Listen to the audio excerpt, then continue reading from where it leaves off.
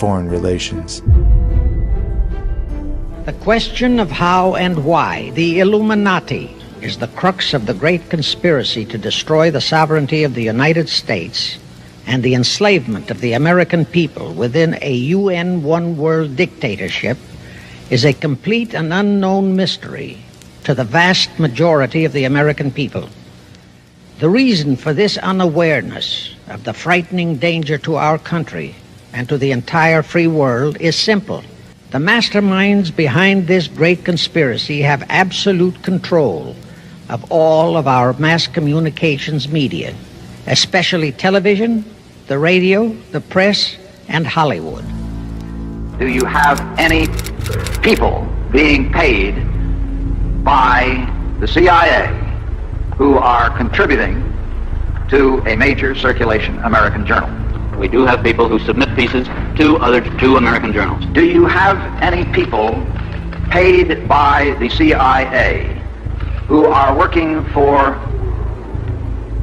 television networks? This, I think, gets into the kind of getting into the details, Mr. Chairman, that I'd like to get into in executive session.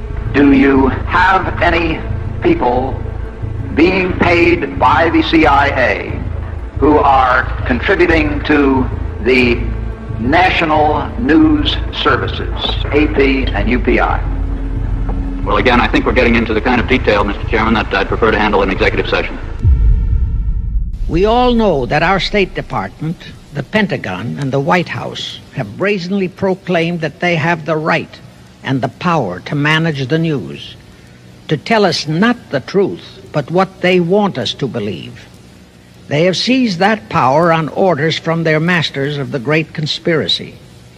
And the objective is to brainwash the people into accepting the phony peace bait to transform the United States into an enslaved unit of the United Nations one world government. Let me clarify the meaning of the expression, "He is a liberal." The enemy, meaning the one world conspirators, have seized upon that word liberal as a cover-up for their activities. It sounds so innocent and so humanitarian to be liberal.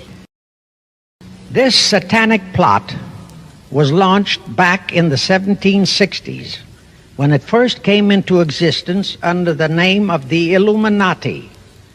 This Illuminati was organized by one Adam Weishaupt, born a Jew, who was converted to Catholicism and became a Catholic priest, and then, at the behest of the then newly organized House of Rothschild, defected and organized the Illuminati.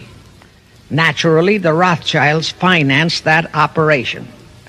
And every war since then, beginning with the French Revolution, has been promoted by the Illuminati, operating under various names and guises. I say under various names and guises because after the Illuminati was exposed and became too notorious, Weishaupt and his co-conspirators began to operate under various other names. In the United States, immediately after World War I, they set up what they called the Council on Foreign Relations, commonly referred to as the CFR. And this CFR is actually the Illuminati in the United States. Perhaps the most vital directive in Weishaupt's plan was to obtain absolute control of the press, at that time the only mass communications media, to distribute information to the public, so that all news and information could be slanted, so that the masses could be convinced that a one-world government is the only solution to our many and varied problems. Now do you know who owns and controls our mass communications media? I'll tell you, practically all the movie lots in Hollywood is owned by the Lehmans, Kuhn Loeb and Company, Goldman Sachs, and other internationalist bankers. All the national radio and TV channels in the nation are owned and controlled by those same internationalist bankers. The same is true of every chain of metropolitan newspapers and magazines. also of the press wire services, such as Associated Press, United Press International, etc. The supposed heads of all those media are merely the fronts for the internationalist bankers who in turn compose the hierarchy of the CFR, today's Illuminati in America. Now can you understand why the Pentagon's press agent Sylvester so brazenly proclaimed that the government has the right to lie to the people? What he really meant was that our CFR-controlled government had the power to lie to and be believed by the brainwashed American people. And let's again go back to the first days of the Illuminati. In 1785, the Bavarian government outlawed the Illuminati and closed the lodges of the Grand Orient.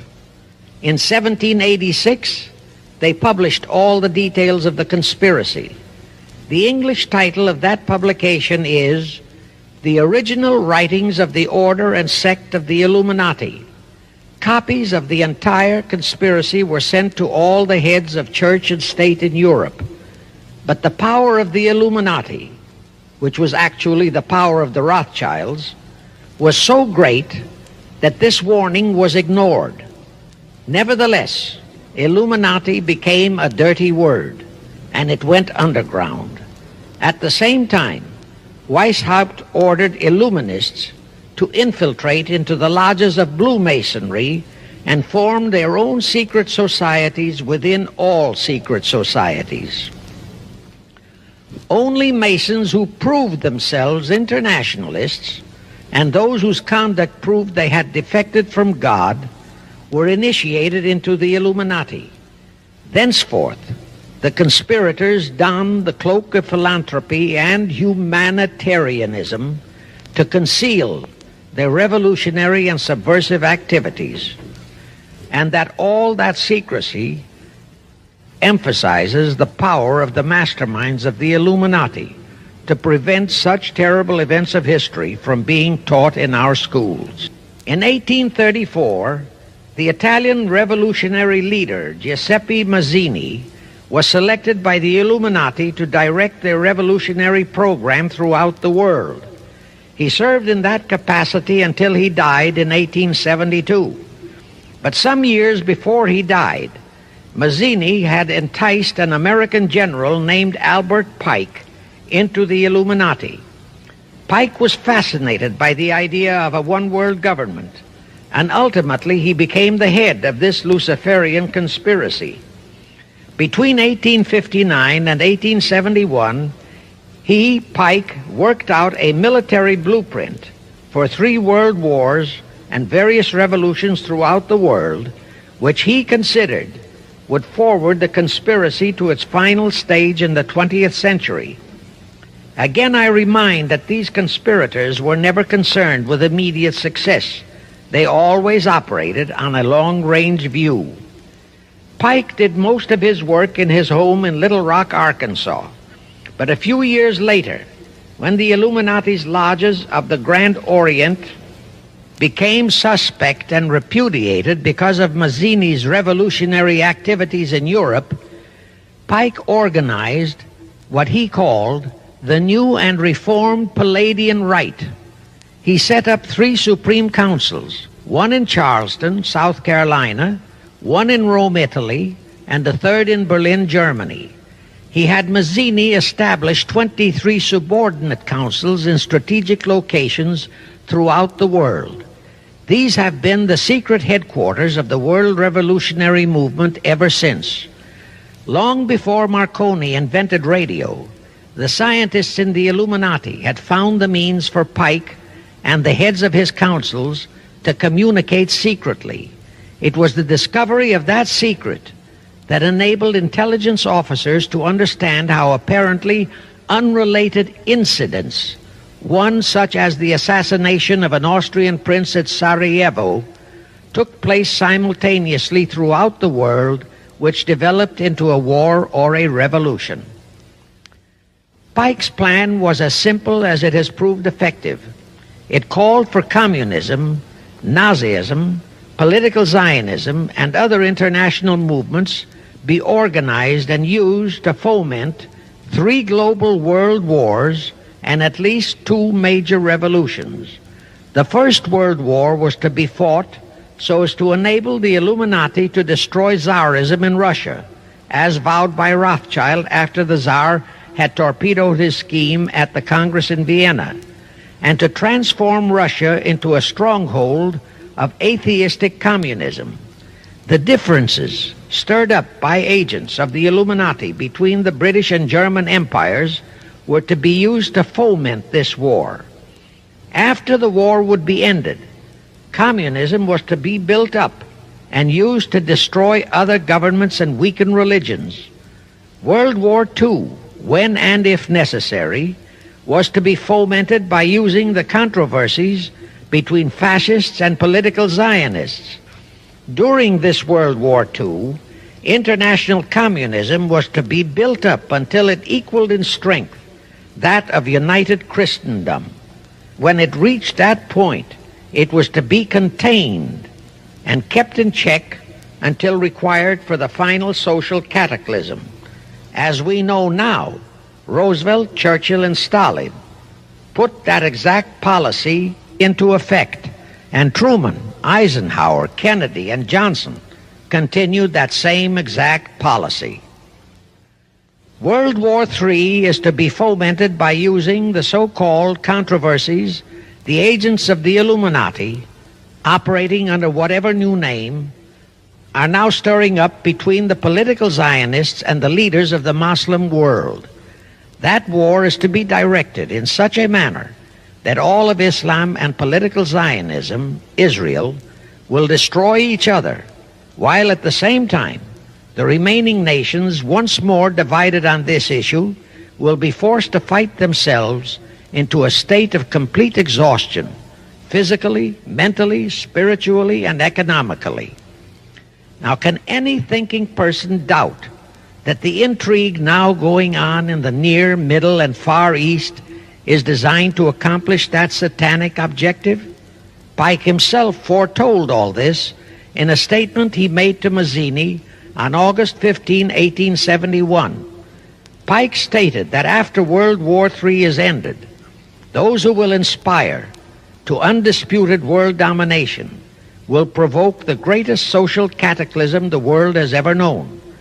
Quoting his own words, taken from the letter he wrote to Mazzini, and which letter is now catalogued in the British Museum in London, England, he said, "We shall unleash the nihilists and the atheists, and we shall provoke a great social cataclysm which in all its horror will show clearly to all nations the effect of absolute atheism, the origin of savagery and of most bloody turmoil.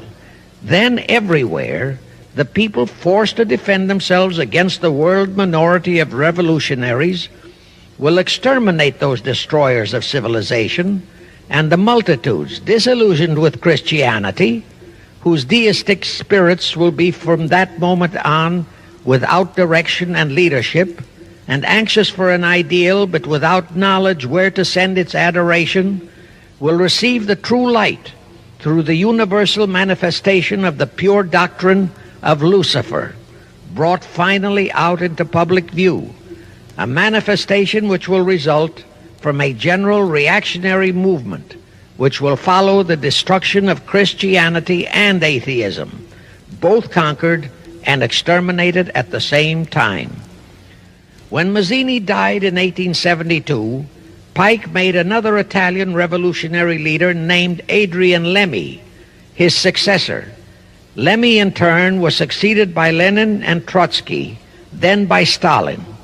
The revolutionary activities of all those men were financed by British, French, German, and American international bankers, all of them dominated by the House of Rothschild. We are supposed to believe that the international bankers of today, like the money changers of Christ's day, are only the tools or agents of the great conspiracy, but actually they are the masterminds behind all of it.